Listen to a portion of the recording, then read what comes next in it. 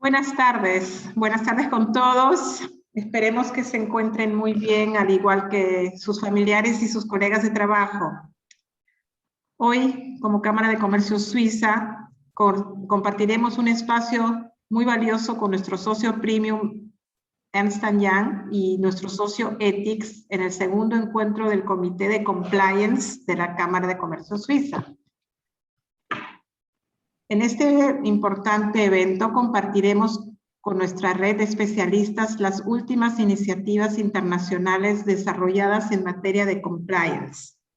Contaremos con la exposición de Alonso Macías, gerente de riesgos de integridad de Ernst & Young, y Juan José Dorich, presidente de Ethics. Voy a presentar a los expositores. Alonso Macías, gerente de riesgos de integridad de Ernst & Young, cuenta con más de 6 años de experiencia ayudando a empresas de distintos sectores en servicios relacionados con la gestión de riesgos de integridad, diseño de programas anticorrupción, diseño e implementación de canales y herramientas de reporte de denuncias, diseño de programas de fortalecimiento de la cultura corporativa, entre otros. Juan José Deutsch, presidente de Ethics, licenciado en Contabilidad de la Universidad del Pacífico, presidente de la Asociación Peruana de Ética y Compliance, Certified Fraud Examiner de la Asociación of Certified Fraud Examiners, perito contable, miembro del Comité de Peritos Contables Judiciales del Colegio de Contadores Públicos de Lima, director de investigaciones y auditorías forenses. Agradecemos a todos nuestros asociados y por siempre sumarse a nuestros eventos y sobre todo formar parte de esta comisión de compliance. Y sobre todo, bueno, agradecer a Alonso Macías y a Juan José Dorich por exponernos esta tarde esta importante información. Entonces, Alonso, te cedo la palabra. Muchísimas gracias. Perfecto, muchas gracias Corín y gracias a todos los que están participando en este encuentro. Gracias a la Cámara de Comercio Suizo en el Perú también por organizarlo. Y gracias a José para acompañarme en estas exposiciones. Siempre es un gusto compartir el escenario contigo. Otro examinador de fraude certificado, siempre es bueno juntarnos. Voy a compartir mi pantalla, me avisan cuando se pueda ver.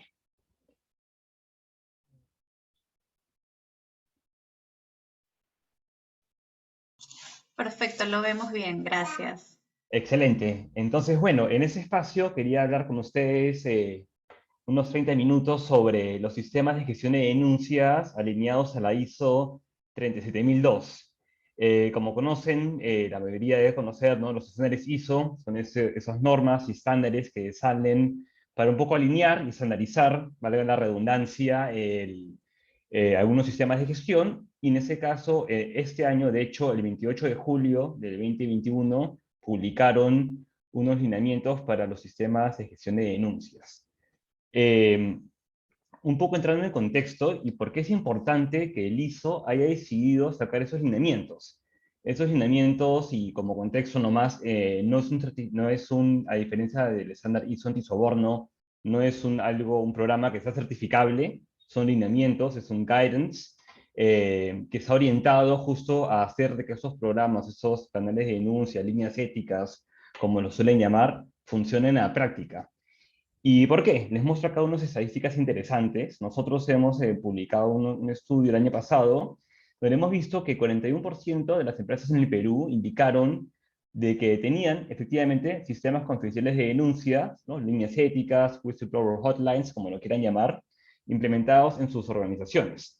Sin embargo, 39% de ese 41% indicó de que tenían preocupaciones que no reportaron, es decir, hubieron desviaciones éticas en sus organizaciones, algo que debió haber sido reportado a través de estos canales de denuncia, y no lo hicieron.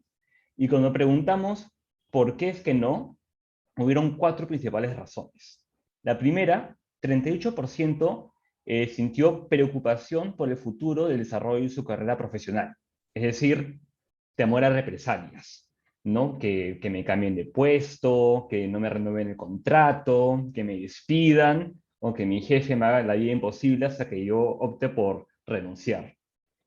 Otro 28%, un poco más preocupante, tenían temor por su seguridad personal. Es decir, ya no hablamos de represalias profesionales, sino represalias físicas, agresiones físicas, ¿no? Y las personas estaban temiendo por esto. Esto sucede mucho, sobre todo en organizaciones que tienen una plana operativa muy grande, se ve mucho en el sector construcción, minería, entre otros, sobre todo cuando hay operaciones más remotas y de menos vigilancia. 26% indicó de que su denuncia no sería atendida. Y acá ya estamos pasando a otro tipo de represalia. Es decir, un cuarto más o menos indicó que más que represalias, no sentía que había una legitimidad de canal. Es decir, mi empresa tiene canales de denuncia, tiene un número telefónico, tiene un canal web para reportar, pero es adorno, no funciona. Yo reporto y ahí queda. ¿A dónde llegará? ¿Qué pasará? No lo sé. Y otro 26% indicó de que no sabe con quién hablar. Es decir, sé que tengo un canal de denuncia, pero no sé cuál es, no sé cómo funciona, no sé y ni siquiera sé a dónde me debería acercar. Aquí no hablamos un tema de legitimidad del canal, sino hablamos un grave problema de difusión y capacitación al respecto. Otro dato interesante de nuestra base de datos de varias líneas éticas que gestionamos, 86% de las denuncias que hemos recibido en los últimos 3 años han sido anónimas. Es decir, las personas sí, cuando hay canales que funcionan, sí valoran que haya opción a anonimato y la gran mayoría lo hace.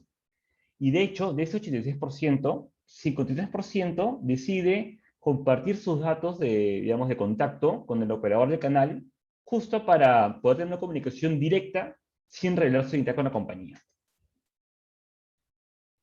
¿Cómo funcionan los canales de denuncia en general? Antes de entrar ya al ISO antisoborno, el ISO de sistemas de gestión de denuncia específicamente, cuando cualquier colaborador o incluso terceros, como clientes, proveedores, dependiendo del alcance que tengan esos canales, tienen preocupaciones o detectan desviaciones del código de conducta de las organizaciones, pueden utilizar una serie de canales que la empresa ponga a su disposición.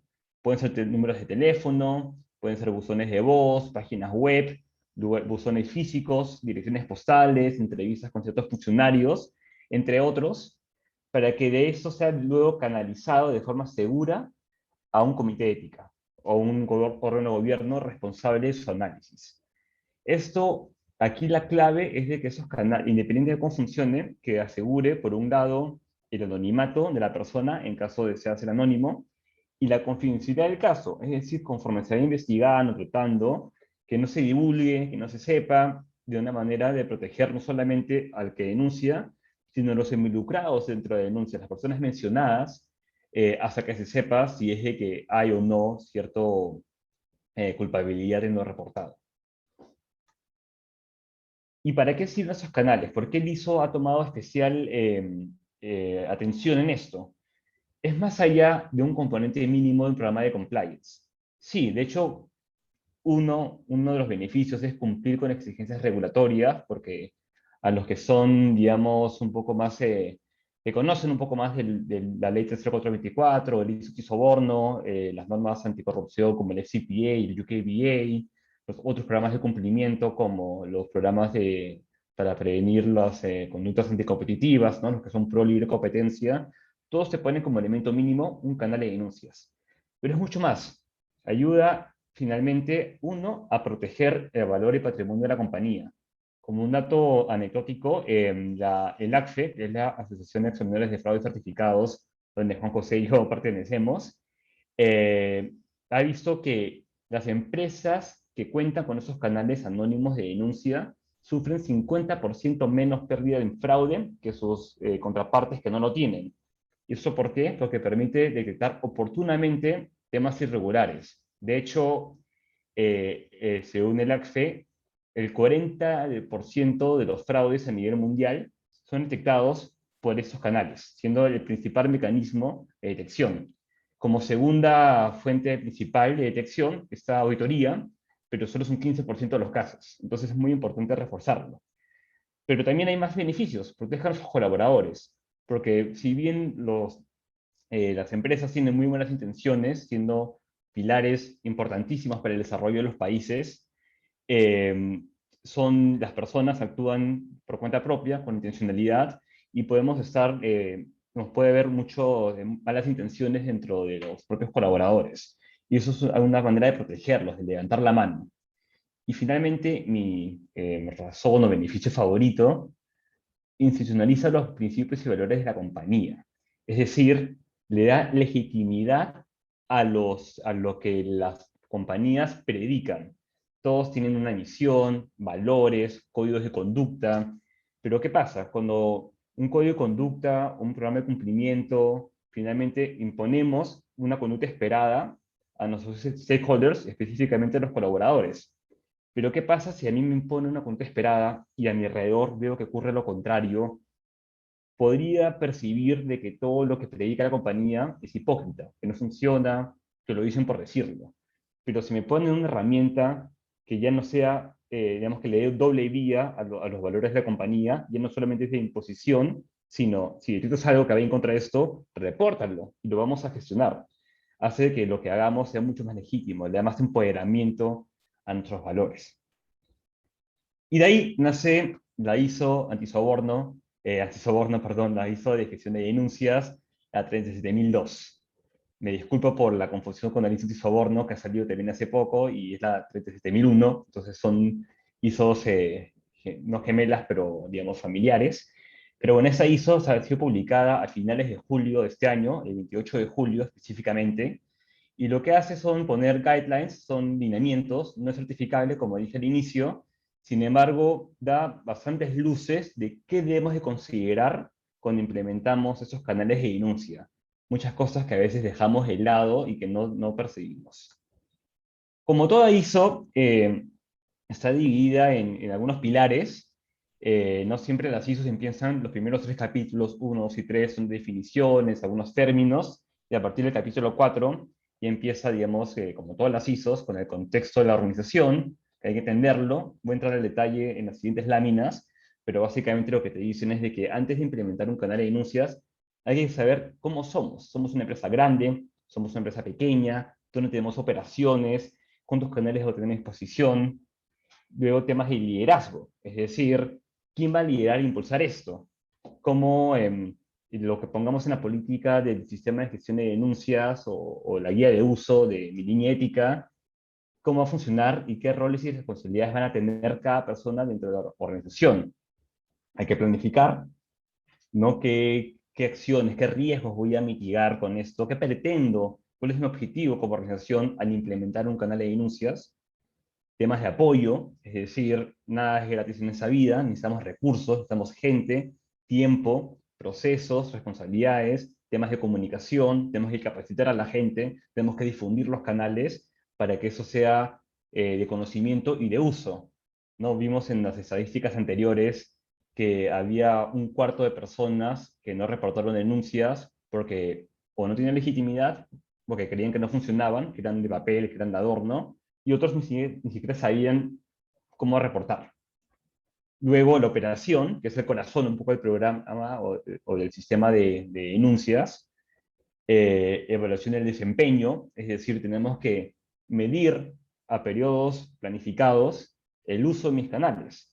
Como dicen uno de mis consultores de negocios favoritos, Peter Drucker, uno no puede mejorar lo que no mide. Y es importante la medición. ¿Cuántas denuncias estoy recibiendo? ¿Cuáles son los canales que más se usan? Hay temas, comportamientos distintos en el uso de los canales por nivel jerárquico. Lo uso más los niveles operativos, mandos medios, alta gerencia, o por áreas de soporte, áreas de negocio, o por ubicación geográfica. Entonces, medir el uso de los canales nos da muchos insights para mejorarlo continuamente, lo que me lleva al punto 10, la mejora continua. El ISO le gusta mucho organizarse de una manera más, digamos, gráfica, y justo lo que he resumido antes, ahora ya puedo entrar un poco más a detalle, cómo es que funciona eso en la práctica, y siempre basado en 3 grandes principios. La confianza en que los canales funcionan, Imparcialidad, que las personas que operan, que gestionan el programa, son imparciales en la medida que sea posible a la operación del negocio. Y protección. Protección tanto del denunciante, para que no tenga represalias, pero del denunciado, porque finalmente esos canales, cuando una persona hace un reporte a través de una línea ética, no necesariamente va a saber si la persona es culpable o no, puede tener una sospecha y hay que investigarlo. Y hay que proteger la presunción de inocencia de la persona que está siendo acusada a través de esos canales. Entonces, ya regresando a los puntos que estaba hablando anteriormente, tenemos igual en el capítulo 4, que es el contexto de la organización, tenemos que entenderla y determinar cuál es el alcance del canal de denuncias. Por ejemplo, ¿va a ser solo para colaboradores o lo voy a abrir a clientes y proveedores? La recomendación es, hay que abrirlo a la mayor cantidad de stakeholders que sea posible, pero es importante limitarlo.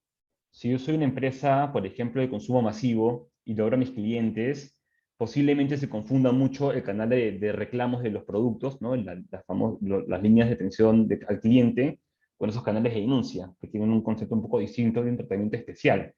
Finalmente, quien entiende esas llamadas o quien gestiona esos reportes suelen ser personas un poco más capacitadas en la materia de cumplimiento y no necesariamente un call center. Y comprender qué expectativas tienen las partes interesadas, cuáles son los tiempos que voy a manejar, qué esperan las personas, los usuarios de esos canales. En función a esto, ya podemos empezar a planificar, ¿no? ¿Qué vamos a hacer? Y acá habla, el ISO menciona y le dedica un espacio importante a las acciones para abordar riesgos y oportunidades. ¿Qué riesgos pueden haber cuando implemento un canal de denuncias? No es tan sencillo como decir, acá está el buzón, acá está el teléfono. Por ejemplo, si yo tengo un canal de vía telefónica a un horario específico, pero si las personas tienen que trabajar presencialmente en un sitio en ese horario y no tienen cuándo usarlo, o solamente tengo canales web, perfecto, tecnología es lo que se estila, pero tengo personal, el 80% de mi personal es personal operativo sin acceso a equipos de cómputo en la mayor parte del tiempo. Entonces hay que ver qué riesgos podemos tener, qué riesgos pueden pasar si es de que no tiendo las denuncias a tiempo. Y en eso me lleva al objetivo del canal. Luego viene la parte hacer, ¿no? Parecido igual a todos los ISOs, y acá ya viene la ejecución, la operación propiamente dicha, ¿no? El capítulo 8. Hay que recibir los informes de esas irregularidades, pero no solo recibirlos, hay que evaluarlos. Hay que, ¿no? Hacer una etapa de filtro, y sobre ese punto voy a entrar a detalle en la siguiente lámina, pero finalmente hay que tener una especie de filtro, ver quién va a ver ese caso, qué tipo de caso es, y quién es la persona más idónea para investigarla, para luego abordar, es decir, investigar el caso que es reportado, y finalmente concluirlo. Luego, bueno, se pasa, una vez que ya el solamente hacer y operar no es suficiente. Tenemos que verificar el sistema en general. Y ahí viene el tema de la medición.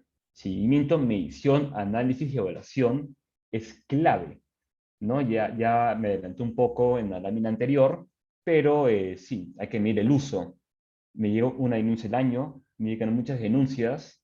Acá hay a veces una concepción un poco errónea, de buena fe, pero errónea, cuando decimos, nadie usa mi canal de denuncias porque no hay nada que denunciar. Si no llegan denuncias es porque soy limpio y soy ético. Y lo más probable es de que no, porque el tema de las desviaciones en los códigos de conducta son temas que pasan, ¿no? Son temas de personas, de cómo toman malas decisiones bajo presión. Entonces, hay que ver por qué no lo están usando. Encuestar. Las encuestas son vitales. Focus groups, convocar a gente, tener conversaciones cercanas de uno a uno o en grupos más grandes, ver cuál es la mejor manera. Luego, auditoría interna. Claro, hay que auditar también el funcionamiento del programa. Tengo 5 canales, pero no funcionan. Uno llama al teléfono y siempre es ocupado, o sale que la línea no existe. Tengo una página web y nadie renovó el hosting, y la página no existe tampoco. Entonces, son temas que hay que ver. Y la revisión de la gerencia, ¿no? La gerencia tiene que supervisar esas auditorías, esas evaluaciones, para ver que esté funcionando y ver qué hay que hacer. Y en función a lo que verifiquemos, tenemos que actuar, ya que la mejora continua. ¿Qué cambio? ¿Me quedo con lo que tengo o lo mejoro? ¿Lo abro, me quedo con mis canales a solo colaboradores o ya puedo abrirlo a otros stakeholders? o al revés, o lo reduzco solo a colaboradores. ¿Qué pasa si están habiendo muchas denuncias de mala fe, ¿no? El que usa mi línea ética como línea de chismes. ¿Qué hago? ¿Capacito más? ¿Debo hacer algo al respecto? ¿Y qué hago ya no solamente con la función, sino con las denuncias que llegan? Es decir, está bien si llega una denuncia, investigarlas, pero ¿qué hago después? ¿Tomo una acción correctiva? Sí, ¿no? Puedo despedir a la persona, pero aparte de apagar el incendio, pongo el extintor, es decir, si ha pasado un riesgo, ¿no? Han robado el almacén Z de la operación X. Ah, ok, ya, descubrí al malhechor y ya tomé acciones, se decidió a renunciar, no hemos tomado medidas legales, pero ¿por qué pasó? Hay un control adicional que debería poner para evitar que eso suceda nuevamente. Como todo en la vida, ¿no? Esto, y como dijimos antes, una línea ética, un sistema confidencial de denuncias, es parte de un programa de cumplimiento, un programa de integridad. Y como todo en la vida, en integridad, hay que prevenir los malos actos, hay que detectarlos con estos canales, pero de ahí tengo que hacer algo más, tengo que responder a ellos y evitar de que eso pueda suceder para fomentar la mejora continua. Y esto no podría ser posible sin el liderazgo. Es decir, tiene que haber un claro empowerment de parte del máximo órgano de gobierno y de la alta gerencia que refuerce el uso de los canales, que motiva a la gente a reportar. Hay que ver quién es la persona más idónea. No siempre cada empresa creo que tiene su champion, la persona que la ven como el líder, el modelo a seguir, y que esa persona hable, que comente los beneficios, que no tengan miedo a reportar. Reportar algo no me ofende como gerente de la empresa, al contrario, lo promuevo. Yo quiero saber qué está pasando y quiero mejorarlo. Eso tiene que ser claramente establecida una política con roles y responsabilidades definidos, ¿no? Y acá hay que ver bien los protocolos de escalamiento y todo, es decir, quién va a recibir las denuncias, quién va a investigarlas, qué pasa si el que recibe la denuncia o es parte del comité investigador está mencionado en el reporte. Tengo protocolos específicos para abordar esos temas. Tengo que ver temas tipo, si me da una denuncia de recursos humanos o un tema laboral, lo derivo a recursos humanos, pues si hay corrupción, lo veo yo o lo escalo al comité de auditoría, a un directorio. El director tiene que ver todas las denuncias o solo las más críticas. Lo hacemos por monto o por tipología. No hay respuestas, y eso es lo que me gusta mucho de este ISO 37002, que no te dice qué hacer, pero te hace las preguntas clave que tienes que hacer para poder asegurar de que tu línea ética sea a medida para tus necesidades. Y esto, bueno, no será posible sin el apoyo, es decir, recursos, ¿no? Que haya un presupuesto establecido, que haya tiempo, personal para su gestión.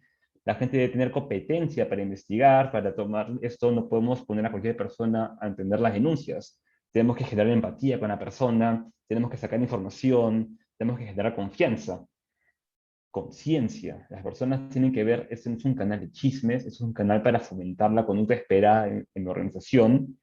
Y finalmente, información documentada. Eso tiene que ser documentado, tiene que ser auditable y tiene que ser reportable.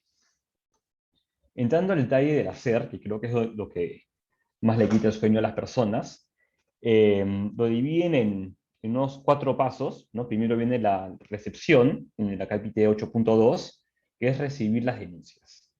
Y esto, perdón, estábamos viendo para ver la pantalla completa, la ventana de la cámara. Una vez que recibimos las denuncias, a través de los canales que pueden ser, ¿no? Como has dicho, distintos, puede ser no solamente canales externos como números de teléfono, correos electrónicos, sino que también se puede abrir una oficina, se puede hablar con una oficina de cumplimiento directamente, pero hay que tener documentado todos los canales que tenemos a nuestra disposición. Y una vez que sea recepcionada, tenemos que hacer 2 cosas, ¿no? O sea, evaluarla, pero evaluar, uno, la denuncia, es decir, si es una denuncia crítica, moderada, leve, debemos determinar la tipología, es un tema de, ¿cómo se llama?, fraude en los estados financieros, un tema de malversación de activos, es un tema de corrupción, es un tema laboral, y en base a eso tomar decisiones. Pero por otro lado, no solamente clasificar la denuncia, sino ver qué riesgos puede haber, y eso es algo nuevo que le he puesto mucho énfasis el ISO 27002, riesgos para el denunciante y grupos de interés. Es decir, en la medida que yo investigo, si me llega un correo electrónico yo gestiono el canal de denuncias directamente, es decir, no hay un tercero de por medio que asegure un poco el anonimato, sino propongo un canal anónimo y una persona me envía, sí, un correo anónimo de una cuenta anónimo@gmail.com diciendo están robando en la empresa, pero en la cadena de correos veo que es un correo reenviado de la propia persona que está autorrelevando su identidad. ¿Qué pasa? Entonces, la persona que recibe la denuncia, y es externa o interna a la organización, en caso es un canal interno, que es la mayoría de los casos, tomar las medidas necesarias para redactar, censurar, ver de la manera de que la identidad del denunciante sea protegida y sea contenida. Y también a los grupos de interés, ¿no? A veces imprimimos los reportes, los repartimos para que la gente investigue, acá está el reporte del caso número 5. Sin embargo, ¿qué pasa? Los papeles se pierden, entra el personal de limpieza o de mantenimiento, ven el reporte, le pasan la voz al amigo, uy, han acusado a tal persona. Hay que tener mucho cuidado y mucha sensibilidad con esto. Lo que pasamos al siguiente paso, que es el direccionamiento, ¿no? Yo, una vez que evalúo tanto los riesgos de mis denunciantes y las partes interesadas, como el contenido de la denuncia en sí, lo que debo hacer es, por el lado de la denuncia, ya ver si lo investigo o no. Es decir, tengo que decidir si esa denuncia tiene sustento suficiente para iniciar una investigación, o si lo pongo en pausa o en hold hasta que llega información complementaria, o si lo archivo porque no hay sustento. Y ahí tengo que ver, ¿no? Un tema laboral, a lo mejor lo veo con recursos humanos, un tema ya de incumplimiento, lo puedo ver con el área de compliance, o si es un tema muy serio, puedo inclusive contratar a un tercero que investigue. Y a la vez coordinando el tema de soporte y protección. No tengo que ver constantemente, mientras que investigo, ver que no se revele la identidad del denunciante y tampoco se comparte la información del caso a otras partes que podrían divulgarlo. Y finalmente viene la parte de la conclusión. Y hay que tomar decisiones. ¿Qué hago? Y acá está no solamente el tema de reportar lo que ha sucedido, si es un tema serio, si siempre es positivo reportarlo antes de que salga o sea conocido por otros medios, pero esto es un tema muy serio. Pero más que nada el de aprendizaje organizacional, es decir, ¿qué aprendemos de esto?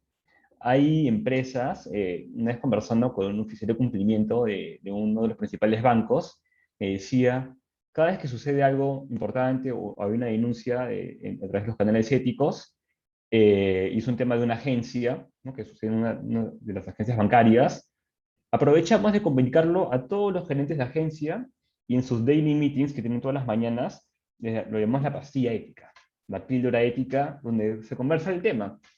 Y ha tenido un efecto muy positivo porque eso hace que uno, la gente escucha y dice, ah, los canales funcionan. Y dos, dicen, si eso está pasando en esa agencia, yo creo que también pasa acá, pero no me atreví a reportarlo. Pero ya que vi que alguien lo reportó, yo también lo voy a reportar. Y finalmente salieron muchas cosas. Entonces puede ser muy positivo, pero hay que ver también cómo comunicarlo, ¿no? Tampoco hay que generar la cultura de cacería de brujas, etc. Entonces hay que tener bastante cuidado con esto. Y finalmente, no voy a entrar digamos, a tanto detalle, pero he rescatado algunos lineamientos del ISO que son interesantes. En lo que es la recepción, sí, todo el tiempo proporcionar apoyo y simpatía a los denunciantes. Hay que recordar que dependiendo del caso que se reporta, siempre la persona hace un análisis costo-beneficio. Y tenemos que hacerle fácil a la persona denunciar, que esté segura, y que haya así cierta empatía entre el que habla con la persona y el que comunica la preocupación. Bueno, anonimato y confidencialidad, no voy a recalcarlo más, creo que lo he dicho bastantes veces en esta charla, y que hay una disponibilidad 24/7 es importantísimo. No todos los canales van a poder ser 24/7, ¿no? Si hablar con el oficial de cumplimiento también tiene que dormir, pero tenemos que ver qué canales puedo poner a mi disposición para que por lo menos uno de ellos sea disponible 24/7 o alternando, ¿no? Puede haber un buzón físico, el correo electrónico, que debería funcionar siempre, entre otros, porque tenemos que tener en cuenta de que las personas no siempre van a poder renunciar en el horario laboral, o al revés, o conociendo sus casas. Entonces tenemos que darle esas facilidades. En la evaluación hay que, uno, ver quien evalúa, digamos, hace esa etapa de filtro cuando llegan las denuncias, que sean imparciales, ¿no? Si ponemos, no quiero hablar más de otras áreas de negocio, ¿no? Pero las áreas de apoyo suelen ser más imparciales que las áreas de negocio, porque la mayoría de casos suelen ser vinculadas con operación, ¿no? Operaciones, comercial, logística. Sí, claro, son partes, digamos, son las áreas en la cadena de Porter, no son las de soporte, sino son las funcionales, las de negocio, y suelen estar, es donde más errores se pueden cometer. Entonces, evitar de que el que recibe las denuncias sea el jefe de la mayoría de personas. Hay que también priorizarlas y sí, clasificarlas y priorizarlas, ¿no? Posiblemente si hay una denuncia de hostigamiento sexual, esas son críticas, hay una ley específica de hostigamiento sexual, lo que hay que hacer es derivarlo al comité de hostigamiento sexual, que la vea, y creo que tiene un plazo de 24 horas para reportarlo al Ministerio de Trabajo. Entonces hay que ver de las veces que llegan, no siempre por orden, sino por orden de prioridad. Y evaluar qué perjuicio puede tener mis acciones, no solamente para el denunciante, sino para las personas que están siendo investigadas. Luego, una vez que se define la investigación, quien investigue debe ser igual, imparcial, y no necesariamente la misma persona que refiere el canal. Si yo recibo una denuncia, digo, esto es lo más idóneo es que lo haga seguridad física. Pero digo, no, hay alguien de seguridad física involucrada. Entonces, que no haga seguridad física, sino que le haga un equipo aparte. Y bueno, los grupos de interés igual, hay que proteger su identidad de todos los involucrados en la denuncia, y finalmente ver qué acciones o cómo puedo yo proteger las represalias. Y nada, y cuando se concluya, siempre emitir las conclusiones, documentar la investigación, y aquí es clave, si quieren, digamos, complementar este sistema de gestión de denuncias con un programa de compliance más holístico, documentar todo lo que hagan. Porque finalmente, cuando venga, en caso, no sé, si quieren acreditar que tienen funcionando un modelo de prevención, según la ley 30424, y se tiene un canal de denuncias, y la SEMA les va a preguntar, ¿y qué denuncias han llegado? ¿Cómo las clasificas? ¿Quién las evalúa? ¿Cómo las investigas? ¿Cuáles son los plazos promedio? ¿Cuál es el resultado de la investigación? ¿Y qué haces con lo que has investigado? Entonces, documenten cada paso, y eso también les va a ayudar a ustedes a que las decisiones que tomen sean consecuentes con las anteriores, que no haya mucha discrecionalidad. Y esa es la última lámina. ¿Cuáles son los factores que suelen impactar el funcionamiento de un canal de denuncias? La falta de capacitación. Recuerden que ustedes pueden decir, no, ya capacité el año pasado, pero hay rotación. Hay mucha gente, sobre todo en los trabajos que tienen, digamos, empleados más operativos, la rotación es muy alta. Entonces no siempre van a conocer esos canales de denuncia. Vean también cómo comunicarlos. Es decir, si la gente no tiene equipos de cómputo, bueno, pongamos periódicos murales, stickers. Algo que me encanta ver es cuando ponen los canales de denuncia en los photochecks de las personas. Entonces digo, esta es mi identidad, este es, ¿no? Alonso Macías, mi cara, mi nombre, y atrás tengo mis valores y cómo comunicar si hago algo distinto. Y es parte de mi personalidad. Entonces son maneras muy, muy sencillas y prácticas de tener los canales a la mano. Mientras más a la mano tengan la información de los canales, más probable es de que la gente reporte. Porque si yo veo algo y estoy en caliente, lo voy a querer reportar. Si espero hasta el lunes que alguien me pase el dato de cuál es el correo electrónico del canal de denuncias, ya se me pasó la idea, se me pasó el furor y no lo voy a hacer. Y de compañía puede perder la información muy valiosa. ¿Qué más puede fallar? Muchos sistemas de reporte generan confusión. A veces hemos visto, tengo mi canal para, si soy una corporación, si es una denuncia seria, usa el canal corporativo. Si es una de recursos humanos, usa este canal. Si es procedimiento sexual, usa otro canal. Para ese tipo de caso, habla con este, pero copia el otro.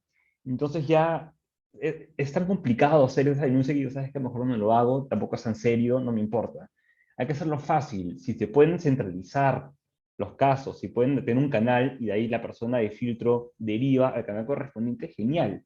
Que sea un programa integrado, que no sean temas aislados y diga, no, no es mi caso, no lo toco. Eso va a generar que la gente no reporte. Inconsistencia en las respuestas de los casos recibidos. No se pasa mucho. 2 denuncias de robo, a uno lo despiden y al otro una versión verbal. La gente va a decir, esto no es consistente, no lo voy a hacer. La independencia creo que ya está claro. Las represalias, sí hemos hablado bastante, ¿no? Por eso el anonimato es clave. Falta de controles en la confidencialidad de la información. Eso sí, acá me detengo un segundo, que hemos visto bastantes veces. Dicen, yo tengo mi canal de denuncias y lo recibo por correo electrónico directamente al oficial de cumplimiento. Y yo una vez le pregunté a esta empresa, ¿y este correo electrónico dónde está almacenado? ¿Dónde está hosteado? Ah, bueno, es un correo corporativo, está en el Office 365 de mi organización. Ah, y el área de sistemas tiene acceso a descargarse los buzones de correo del Office 365. Sí, tiene acceso a todos los correos. Ujú. Y si hay una denuncia sobre el área de sistemas, que también digamos, es un área que puede estar involucrada en casos de selección de proveedores, entre otros. Ah, no sé. Entonces, mucho cuidado, ¿no? Ahí si se puede tener un servidor en la oficina de oficina de cumplimiento, mejor, o restringir acceso a esos buzones. Pero mucho cuidado con esto.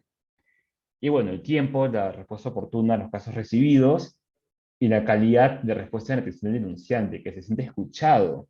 Eh, el ISO propone también que si tienes un canal de denuncias, que sea posible, por ejemplo, a través de una web, que haya un campo de texto que permita tener tipo una conversación de chat entre el denunciante y la organización sin que se revele la identidad, mediante un código o lo que fuese. Pero si el denunciante percibe genuina preocupación, que en su caso será entendido, esto va a ser un efecto dominó para bien. Y la gente se va a animar a reportar y vamos a tener no la compañía que tenemos, sino vamos a tener la compañía que queremos tener, la que decimos en nuestro código de conducta. Y para esto, 5 tips. Capacitación, capacitación y capacitación es clave, que nunca paren, y si pueden incluirlo en cada charla, como recordatorio de los canales de denuncia y sensibilizar sobre el tema, mejor. Accesibilidad, clave, ¿no? Si van a poner un buzón físico, no lo pongan abajo de una cámara de seguridad, ¿no? Eso también puede disuadir a las personas y suena gracioso, pero lo hemos visto, porque finalmente uno no se da cuenta de esas cosas. ¿No? Correos electrónicos, páginas web, si hay personas sin acceso a equipos de cómputo, otros canales y los temas horarios también. Competencia y objetividad, sí, las personas que gestionan los canales deben ser capacitadas al respecto, deben saber cómo investigar, deben saber cómo tratar los casos y deben ser entrenadas. Anonimato y confidencialidad, no lo voy a repetir más, es más que clave, y la transparencia de las decisiones que tomamos, que las personas sepan de que sí funciona y sí se toma acción. Y habiendo dicho esto, creo que hemos acabado justo en los 30 minutos que tenía. No sé si hay algunas preguntas o que quieran ser atendidas. Si es el final de la reunión. Ahí Corín o Diana me avisan cuál es la dinámica.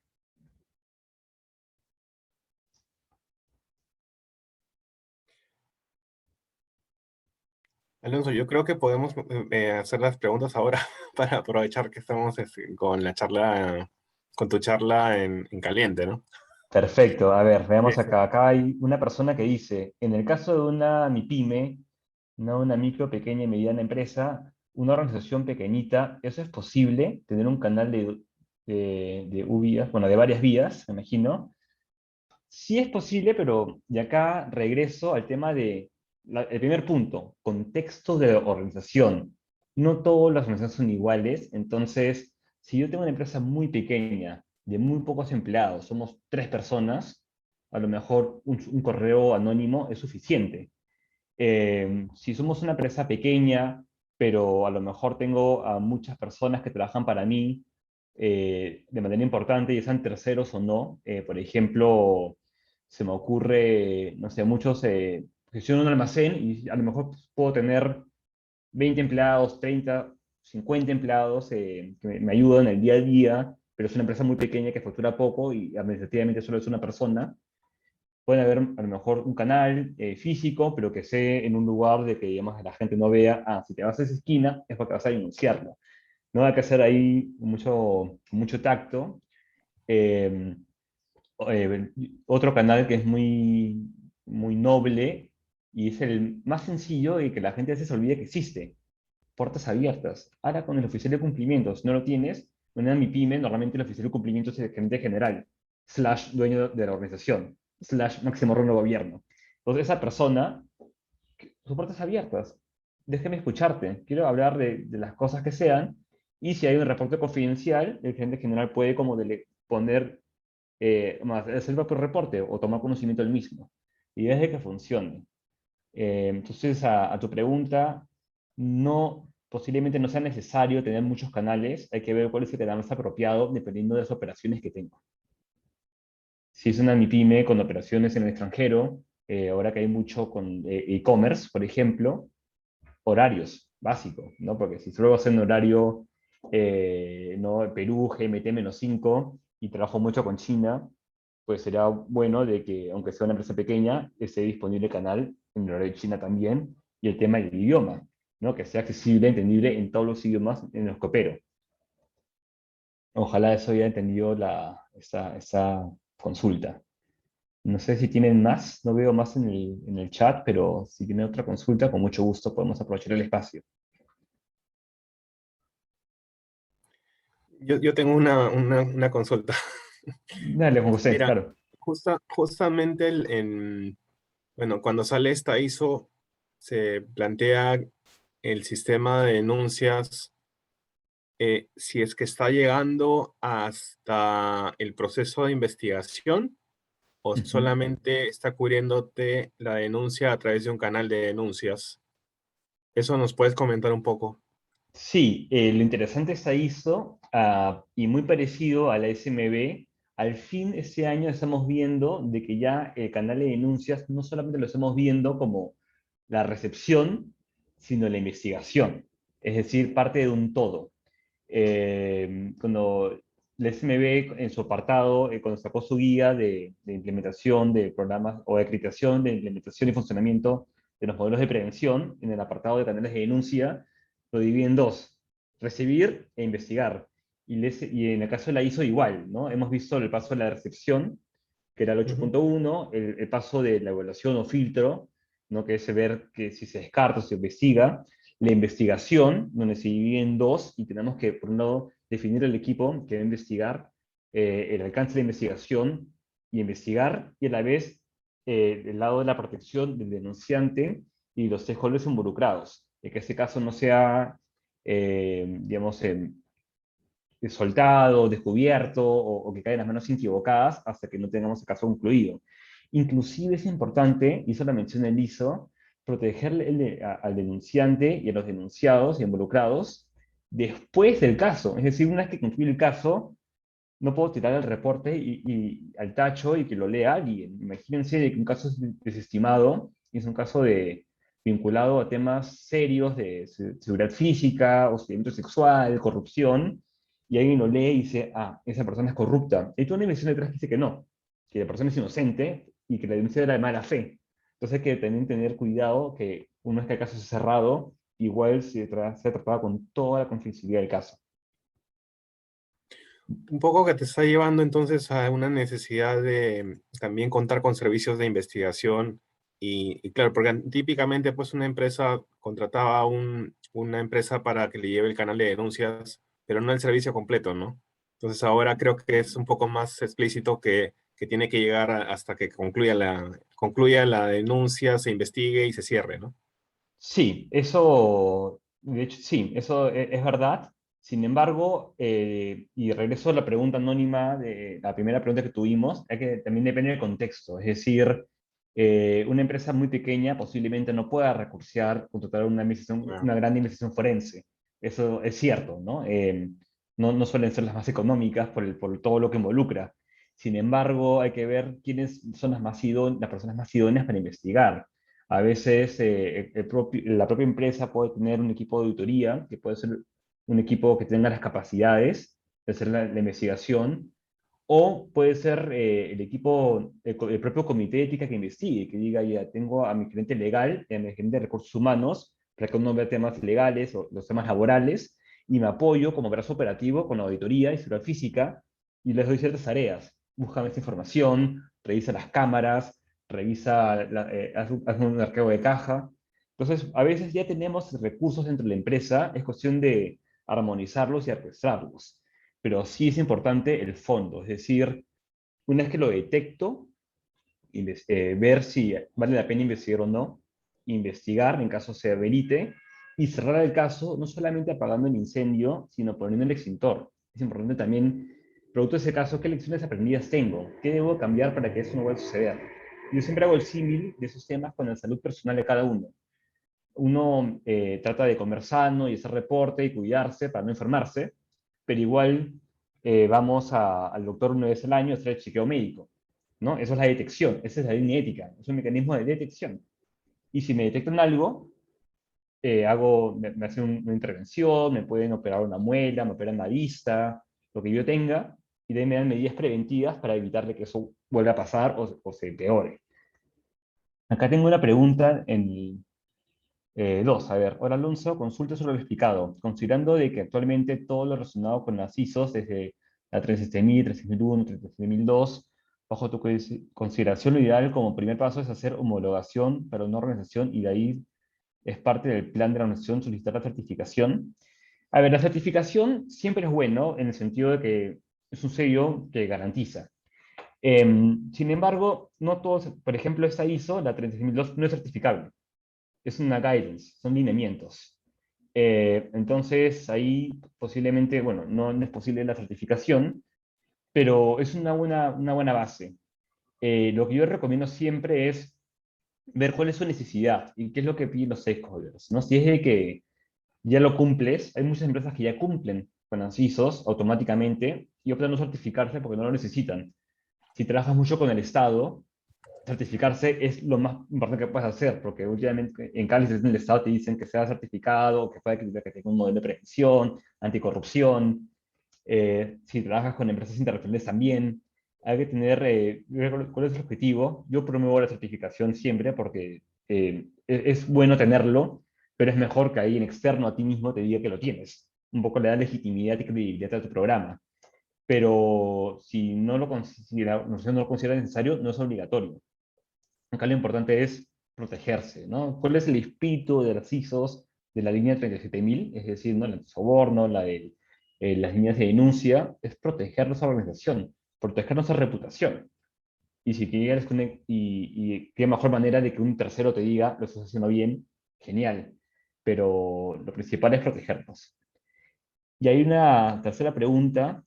¿Cuánto tiempo promedio debe de pasar desde que se presenta la denuncia hasta dar respuesta a la misma y cerrarla?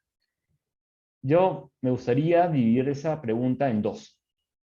Eh, para cerrarla, depende del tipo de caso, ¿no? O sea, si es un caso de corrupción seria a partidos políticos, posiblemente demora la investigación. Hay casos que los puedes resolver en 2 o 3 semanas. Sin embargo, la respuesta es algo que es constante.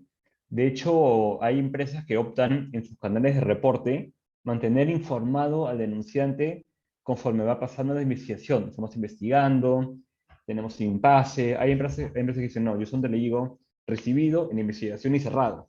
Pero ya le estás dando ciertos updates. Hay empresas que inclusive te dicen, dame una cuenta, aunque seas anónimo, dame un correo que tú quieras, que te voy dando notificaciones de caso. Entonces la respuesta puede ser continua.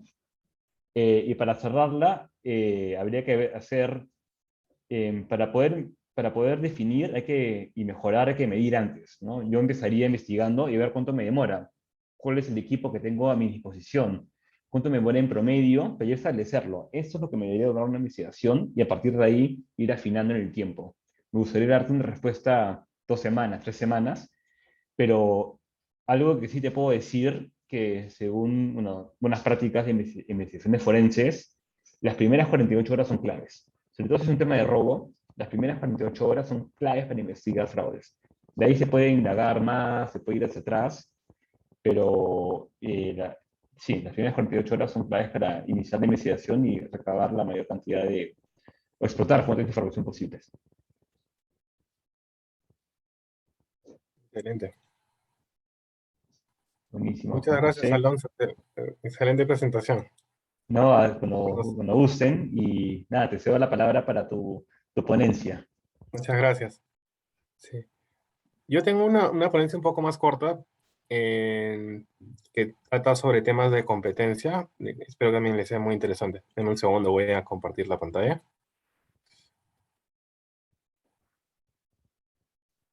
Ok, aquí estamos. Pues ahí les quiero comentar,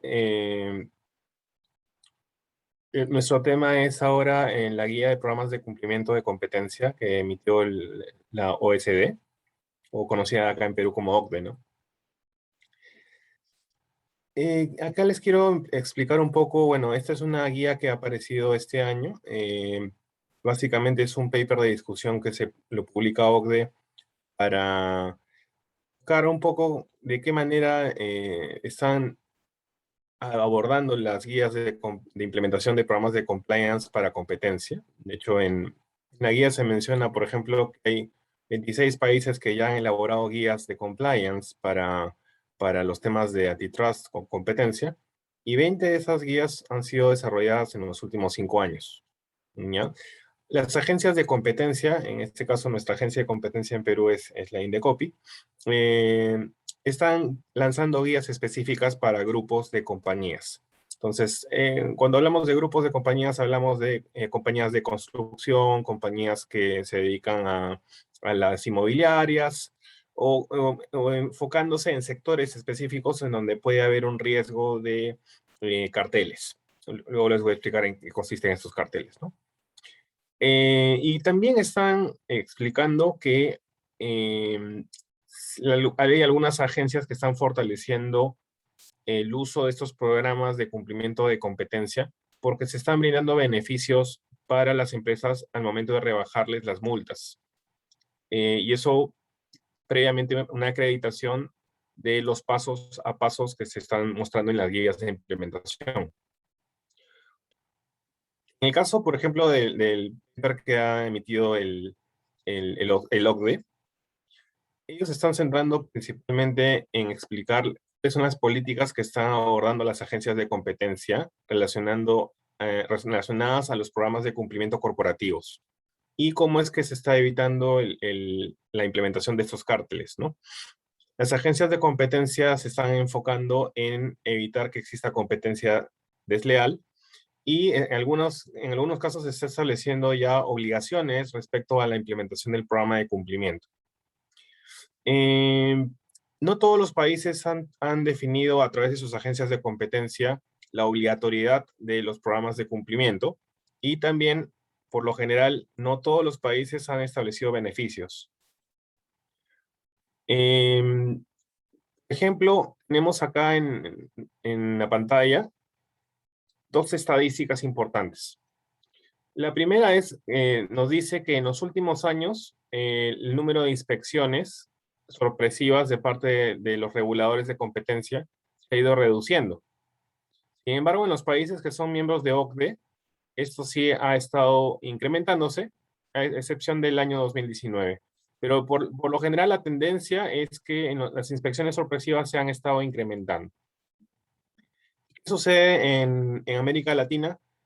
Típicamente las inspecciones se han estado reduciendo y la cantidad de programas de clemencia que se están dando en los países se ha ido también reduciendo en los países que son miembros de OCDE. Un programa de clemencia es un programa en donde el agente de competencia le permite a la empresa que está formando parte de un cártel que le ponga en conocimiento a la autoridad de competencia su existencia y le permite reducir las multas que puede haber determinado.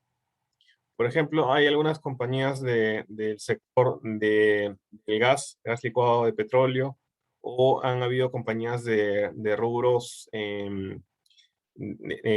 fabricación por ejemplo, de cemento y así otras que han tenido problemas de este tipo.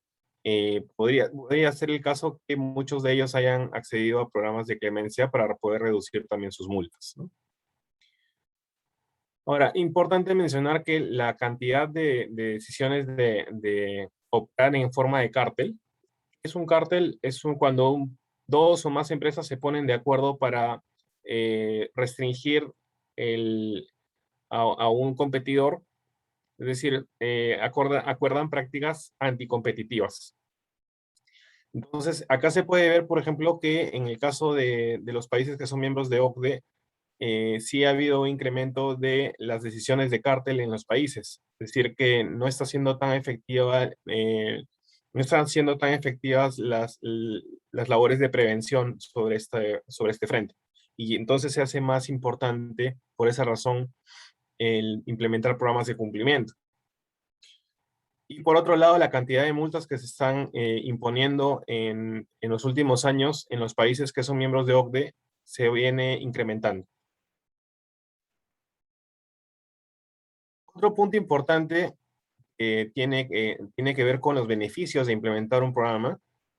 Tiene que ver con la separación de los países en donde sí se pueden obtener beneficios y aquellos en donde no existen beneficios por tener programas de cumplimiento. Este tema es importante, por ejemplo, para una multinacional. Hay algunas jurisdicciones en donde en el 2011, si se tenía algún programa de compliance, de competencia, se podría obtener una reducción en las multas, ¿no? Aquí tenemos, por ejemplo, Australia, Estados Unidos, el Reino Unido, Noruega, Nueva Zelanda, México.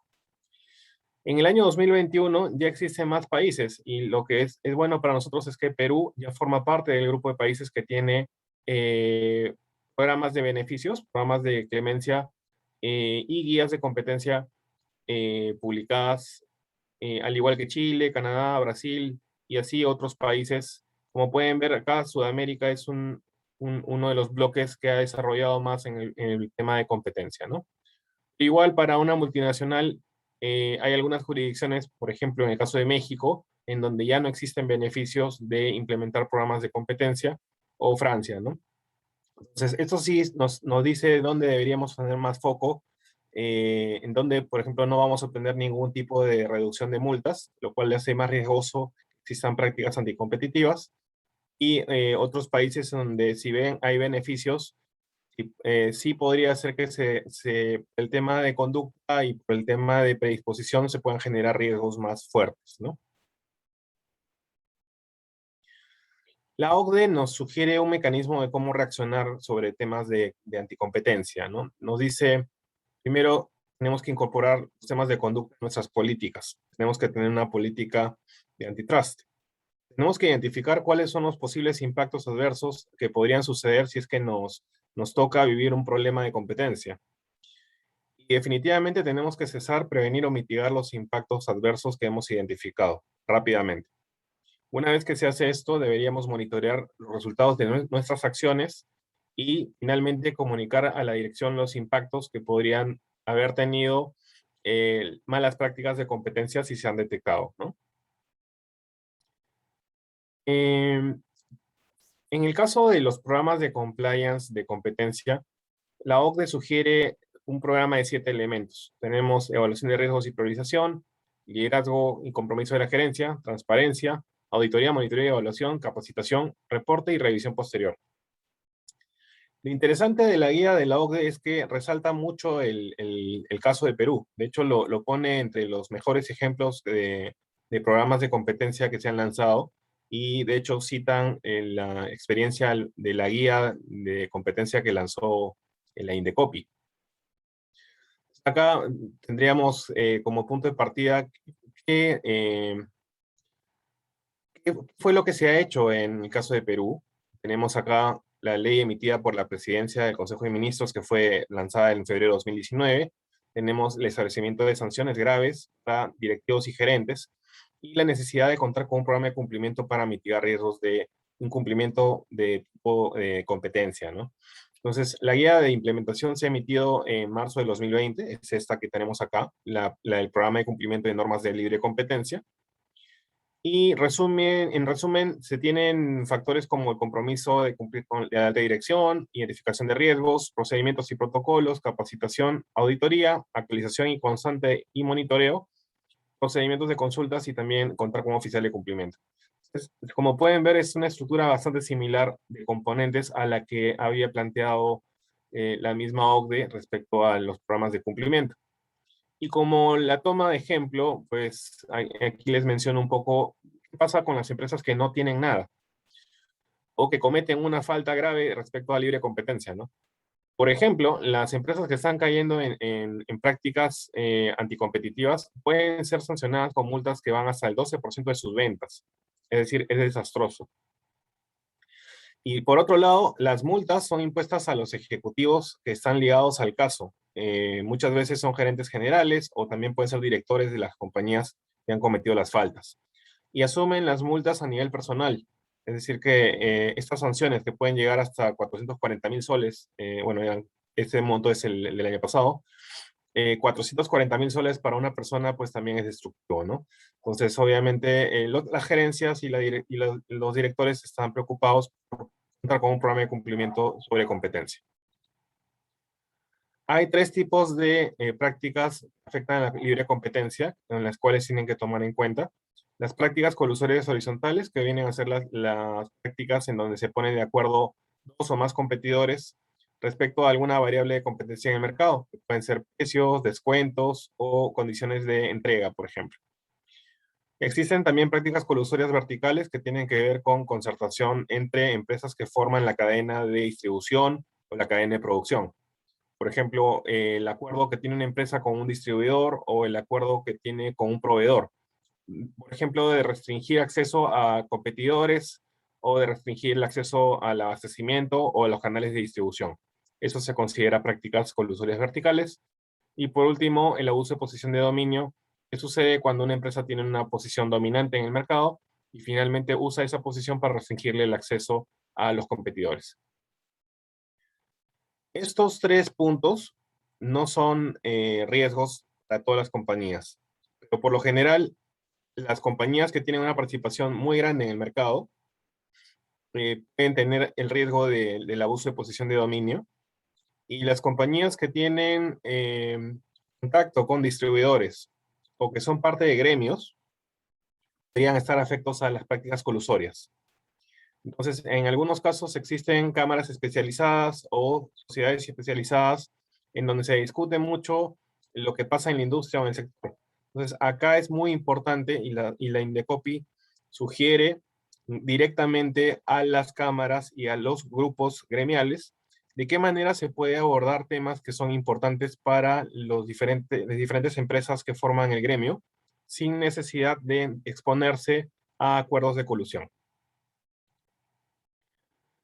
Esta guía no la voy a detallar, pero la tenemos en Ethics, la podemos compartir con ustedes. Es un archivo de Excel que tiene los elementos de un programa de cumplimiento relacionado con la guía.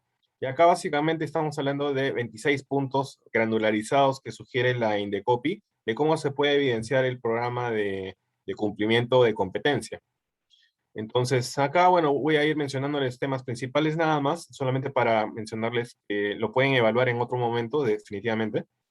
Tenemos el compromiso de la alta dirección, que se va a evidenciar con la aprobación de un programa de cumplimiento. Y acá pues tenemos un documento que conste, pues que ya hay una acción, hay un documento en donde se está aprobando un programa. El compromiso con el programa explicaría pues que la alta dirección ya ha conversado en un comité y se ha definido un compromiso con el programa. Respecto al reporte periódico del cumplimiento sobre este programa, tanto el gerente general como el comité del directorio que vea el tema de cumplimiento van a estar reportando periódicamente el progreso de la implementación. Tenemos también la revisión y validación del programa. Eso implicaría que estos diferentes reportes o planes que se han definido en el programa tienen que ser validados por la gerencia y también por el directorio. La participación de la gerencia y el directorio en las actividades de capacitación implicaría entonces que existan actividades de capacitación dirigidas a los miembros de la gerencia y también a los miembros del directorio. Y también tenemos la línea de reporte del oficial y el comité de cumplimiento. Pues aquí tenemos la asignación de un oficial y también de un comité de cumplimiento para que pueda decidir sobre esos temas. En temas de riesgos, bueno, consiste pues en identificar los riesgos, definir cuáles son los procesos donde pueden existir más exposición. Normalmente son los procesos comerciales, pero también los procesos de compra. Y luego identificar la exposición a través de una medición de probabilidad de impacto. Seguramente acá se va a construir una matriz de riesgos y se va a definir planes de acción para tratar los riesgos. Hay un seguimiento y revisión de riesgos y también registros e informes que se tienen que desarrollar. Y acá hay un set de procedimientos que tenemos que desarrollar que tienen que ver con cómo se identifican los riesgos, cómo se desarrollan las auditorías, cuál es el protocolo para asistir a reuniones, cómo se deben determinar los precios y las condiciones comerciales, manejo confidencial de información y así otros temas, ¿no? Hay procedimientos que se tienen que desarrollar. En capacitación, pues ahí tenemos lo clásico que es un plan de trabajo, tenemos que evidenciar un listado de capacitaciones, la asistencia de los trabajadores, el material audiovisual que podamos tener para evidenciar las capacitaciones, los contratos, que si es que hemos tercerizado con personal externo, registro de evaluaciones y documentación de entrevistas o encuestas a trabajadores sobre las capacitaciones que se han realizado y las mejoras continuas que se puedan realizar en el programa, ¿no? El monitoreo del programa implicará pues que tengamos el programa documentado y que revisemos periódicamente con la alta dirección que este programa se está cumpliendo. Hay auditorías también, la auditoría interna también debería auditar el avance del programa de cumplimiento sobre competencia y de esa manera pues planificar en cualquier momento del año puede hacer una revisión sorpresiva, al igual que lo puede hacer la Indecopi. Respecto a los procedimientos de denuncias, por ejemplo, acá justamente se tiene que establecer quién va a ser responsable de recibir ese tipo de denuncias, y justo en línea con lo que mencionó Alonso, pues no solamente hay un canal de denuncias como mecanismo de comunicación, sino también de investigación. Debe haber una política de confidencialidad en el canal y también de no represalias. Y finalmente, pues, debemos contar con un oficial de cumplimiento o una función de cumplimiento asignada, la cual, bueno, debe ser formalizada y es la persona o área que se está encargando de llevar a cabo el programa en la compañía. Bueno, eso es lo que tengo para compartir con ustedes. No sé si tienen preguntas respecto a este bloque.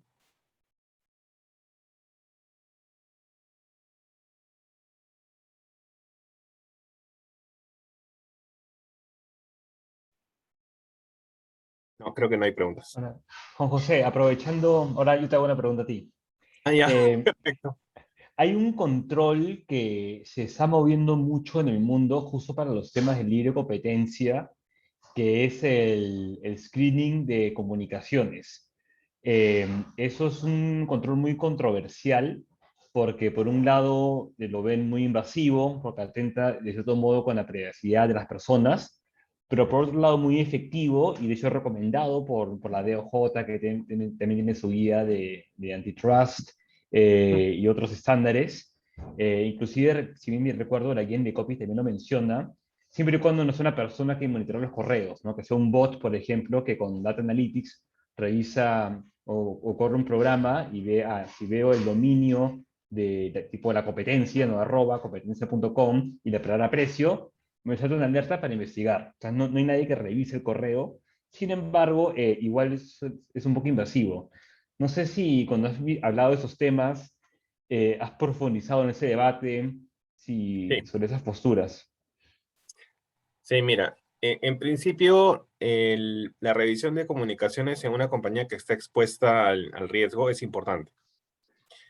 Es importante porque los mensajes de tipo comercial se, se manejan muchas veces por los correos electrónicos, ¿ya? Y ahí tienes una limitante que es si es que el correo electrónico se considera una información de carácter personal del empleado o si es una herramienta de la empresa. Entonces, hay una disyuntiva legal, ¿por qué? Porque normalmente han habido casos en donde ha habido revisiones de correos electrónicos para encontrar justamente ese tipo de comunicaciones y los empleados han hecho denuncias de carácter laboral respecto a invasión de la privacidad o inclusive una revisión no autorizada de información personal, ¿ya? Entonces, en ese caso, lo que se sugiere es que a la persona que entra a trabajar en la empresa tiene que informársele que el correo electrónico del dominio de la empresa es un correo electrónico que funciona como herramienta de trabajo. Entonces, delimitando eso, comunicándolo al empleado con una política y con una comunicación formal aceptada por el trabajador, no deberías tener un problema para hacer una revisión posterior. Pero muchas veces esa política y esa comunicación no existen, ¿no? Entonces, si no existen, no vas a poder hacer esas revisiones en forma no riesgosa, porque sí te puedes exponer a que te hagan una acusación justamente en un canal de denuncias de que te estás invadiendo el espacio personal, ¿no? Pero sí es parte importante, ¿no? Buenísimo, muchas Puedes encontrar gracias. sorpresas. Si tú revisas las comunicaciones comerciales, por ejemplo, puede ser que encuentres acuerdos o puedes encontrar comunicaciones hacia clientes en donde tienes restricciones. Por ejemplo, que le digas a un cliente que no le puede comprar a un competidor, Ujú. ¿no? Si no, no le vendes, o cosas así no puede pasar. Ese tipo de situaciones, o por ejemplo, acuerdos de exclusividad.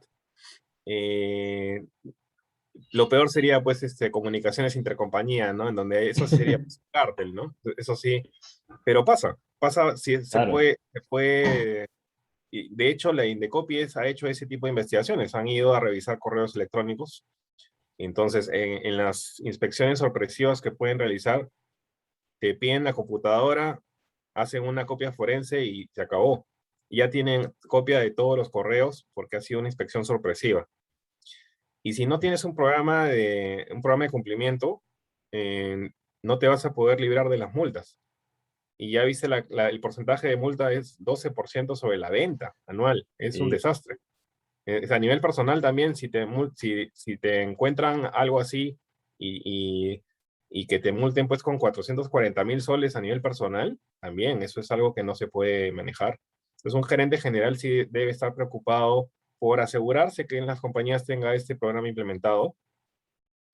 Creo que la Indecopi en ese aspecto ha sido un poco más fuerte, si lo comparas con la 3424, que sí, no tiene tanta fuerza porque no tiene el disuasivo económico. Bueno, no tiene en parte, ¿no? Pero 12% de ventas es un desastre, ¿no? Una compañía claro, enorme de facturación, estamos hablando de varios millones de dólares en una multa, ¿no? claro. Buenísimo, buenísimo, clarísimo. Muchas gracias, José. Gracias a todos. No sé si tiene, creo que sí hay consultas. César Gómez. Hola César, ¿cómo estás? Juan José dice, esta ley del Estado peruano, como lo entiendo, está muy enfocado para organizaciones con fines de lucro y no ONGs. ¿Esto es correcto? Y de no ser así, ¿nos puedes dar un ejemplo que una ONG debe considerar esta ley y lo que tenga que ver con la guía de la OCDE? Ya. Sí, efectivamente, lo general sí se está enfocando más en las compañías, es decir, las industrias, las compañías que generan lucro. Pero ¿sabes en qué parte entra a tallar las asociaciones, cámaras de comercio, sociedades nacionales que ven rubros específicos? En que son estos canales los que usan las compañías para reunirse y para conversar de esos temas. Ahí es donde involucran a las asociaciones y las meten dentro del paquete de investigación. Por ejemplo, si tienes una asociación de compañías que están en el rubro de, no sé, petróleo, o están en el rubro de gas, y en esa asociación se lleva a cabo una reunión entre gerentes generales. Y en esa reunión se pusieron de acuerdo para concertar precios.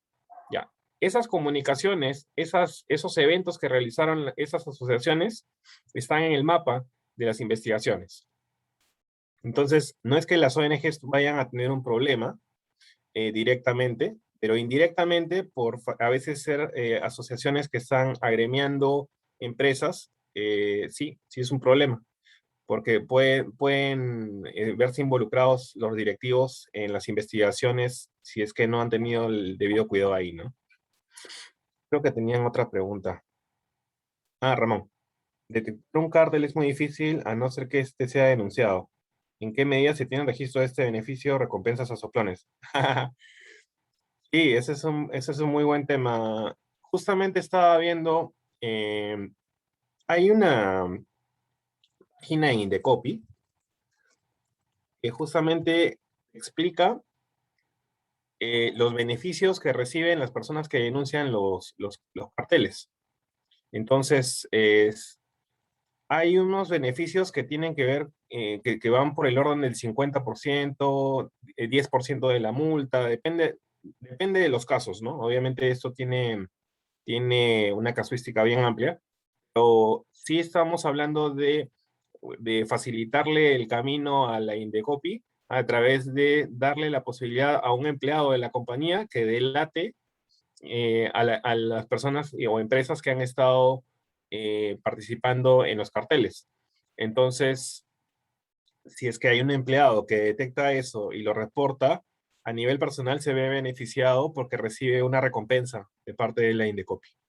Eso mismo sucede en los países que ofrecen estos programas de beneficio también, de programas de lenidad o clemencia.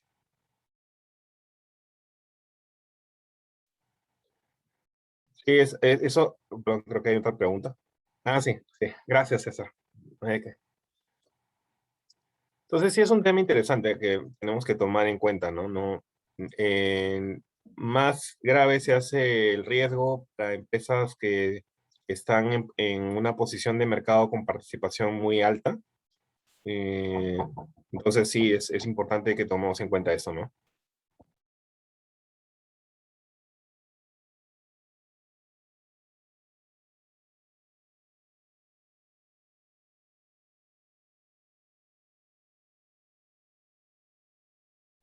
Sí, no sé si tienen otra consulta.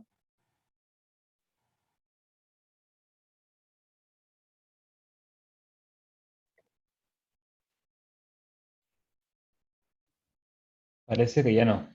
No, creo que estamos bien. Bueno, muchas gracias, Alonso. Gracias, Corín. Creo que ha sido muy interesante conversar ahora. Sí, realmente ha sido muy importante y muy interesante la información.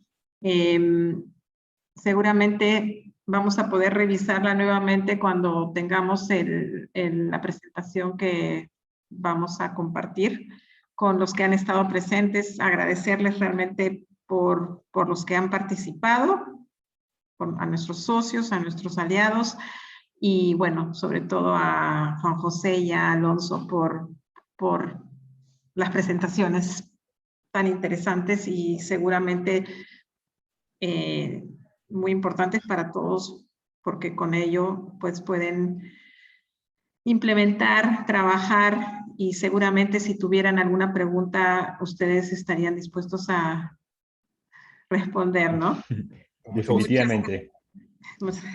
Muchísimas gracias a Ethics, a Ernst & Young y a todos los que han estado presentes hoy día. Que tengan una bonita velada y un buen viernes y fin de semana. Muchas gracias. Buen fin de semana. Gracias. Buen fin de semana. Muchas gracias. Y hasta el próximo compliance, uno más antes de fin de año. Ahí nos vemos. Gracias. Adiós.